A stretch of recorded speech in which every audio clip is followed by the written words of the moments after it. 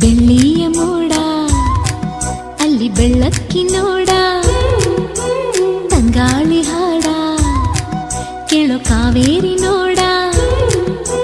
ಮೂಡಣ ಮನೆಯಿಂದ ಬಾನಂಚಿನವರೆಗೂ ಹಸುರಿನ ಸೀರೆ